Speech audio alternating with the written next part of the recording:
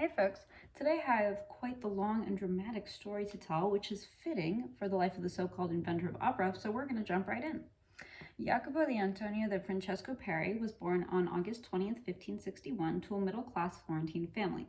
Now, where exactly he was born we don't know, and his contemporaries probably didn't either. Peri himself claimed to be born in Rome, as the Medici court was quite pro-Roman at the time, but that was most likely a lie. There's even speculation that he was raised in an orphanage. We don't know where he was born. We know that Peri aspired to be regarded as a nobleman, calling himself such on the title page of his opera Eurydice. This was quite a big aspect of his personality, with one historian saying he sought after the titles and trappings of nobility with a single-mindedness bordering on the obsessive. With this sort of temperament, it's no surprise that he came into conflict with other court musicians in his career, but more on that later. When Peri was 12 years old, he secured a paid position as a singer in a Servite monastery of Annunziata, where he was educated in the monastery's school. Here he came under the tutelage of Cristofano Malvesi, an organist, pedagogue, and incredibly influential Florentine musician. It was from this man that Peri became deeply educated in polyphony, which set him apart from other composers of the time. Malvesi was the first person to have Peri write court music, introducing him to the realm in which he would revolve for the rest of his life. Not only did his teacher give him access to such prominent social circles, but the monastery school itself that he attended was well known for delivering its students directly into musical careers. A big part of this was the fact that the Medici family, a wealthy and politically powerful family that presided over Florence and eventually produced 4 popes, and who also largely sponsored the arts, making Florence a center of the Renaissance, attended mass there. In any case, by the time he was 18 years old, Peri had secured jobs as an organist and a choir singer, and along with this, his involvement in the aforementioned court composition, an intermedi for a comedy by Fedini, placed him among other elite musicians of the time. Fedini further entrenched Peri in the court life by introducing him to the Princess Eleonora de' Medici, who seemed to love his performances. So by 1588, although most likely before this date, he became an official court musician for the Medici court. His exact duties were unclear, but we do know that he played organ, sang, accompanied, and composed. While at the court, he worked with other musicians, and he was asked to compose part of the first opera, Daphne, by colleagues Rinuccini and Corsi. While this sounds like an honor, one historian explains that he was probably chosen because he was the only choice. Other composers were either described as a social disgrace, too busy, or too young. Just like the last kid picked for the kickball team, well, you gotta go with what you got. Another one of his operas, Eurydice, is one for which he is well known today, but at the time of its premiere, it was quite unsuccessful. Here, some of the co-worker conflicts I hinted at before arise. Because, newsflash, musicians can be petty AF. Cavalieri, the head of the Medici court music, had some beef with our guy Peri, and he wouldn't let his singers perform Peri's songs. The staging was also incomplete, and all in all, the court didn't like the opera. Peri's new recitative style was thought of as tedious, and in general, all the festivities of the year 1600 were considered to be a flop. As many heads of organizations do after such a failure, Cavalieri resigned, or as one historian described it, prescribed a self-imposed exile, and Peri's nemesis, fellow composer Caccini, took over, so not surprisingly, Peri was not thrilled to still be participating in court music. In fact, he had to be forced to accept a new position after he tried and failed to get out of it using the "I'm sick" excuse.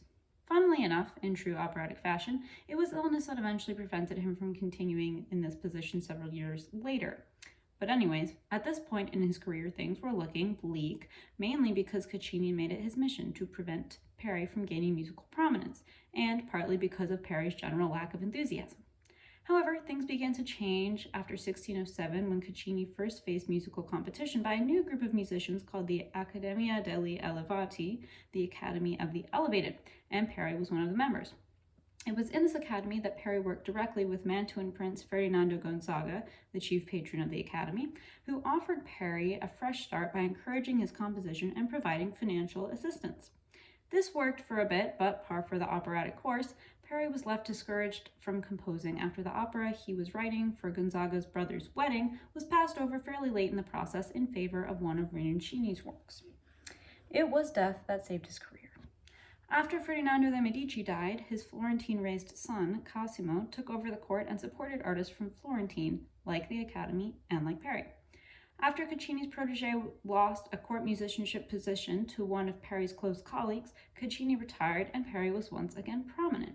Suddenly, in 1609, Cristofano Mariscotti published a collection of Peri's songs and called him a noble intellect and a veritable Orpheus of our times. This marks the successful second half of Peri's career that also involved the revival of Eurydice in 1616, a brief travel to Rome, and a 1618 appointment as treasurer of an art guild, which was secured because the duke that he worked for got sick a lot and he couldn't perform as much as he wanted to, and so he just needed extra money. However, he was active in the guild's politics as well as the city's.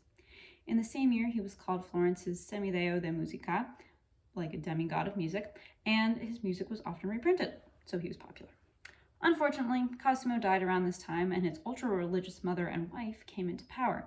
They got rid of the frivolity of the court, but Peri still composed some court music. He also composed for a religious confraternity of elite families and court musicians. In 1633, after Florence was hit by a plague for a second time, Peri died, but not of the plague, and not surprisingly, he signed his will with his name and Nobile Fiorentino. What a life! So here's what I find noteworthy about it. 1. His success is due in large part to the people he was around. From Malvesi and Fedini to the Medici court and the Academy, and Gonzaga to Cosimo and Mariscotti, he's the perfect example of networking and how whoever is in power gets to decide what art is important. When he was favored by the court, his music was more popular. 2. Music can be functional. Peri composed recitatives for court festivities, and his works were often performed at the weddings of powerful Italians. His court compositions may not have been the best of his works, but they worked for the job that he had. Because of this, we see how music can serve a more practical purpose and be an integral part of everyday life. In addition, Peri shows us that being a musician can be a practical job. He was not a musical genius slaving away in isolation. Rather, he worked within the government and wasn't really rich, not that famous. In fact, his 4 daughters became nuns after he died, indicating they did not have a lot of money. 3. What is considered great often changes. As we've talked about in class, our narrative of Western music revolves around the great composers and their great compositions, presenting both as a sort of undeniable truth. However, human appreciation of music is not so black and white, as evidenced by Eurydice's failure of a premiere and an appreciated revival. Tastes change. And 4. Lastly, music is constantly evolving. While I didn't mention this in the story of his life, Peri contributed largely to the style of music that we have today. He took basso continuo and added richer harmonies to it so that both the harmony and the melody were expressive. So such a shift moved the emphasis of the work from the performer, who used to be the only provider of expression, to the composer, who was now able to produce a fully expressive work on paper.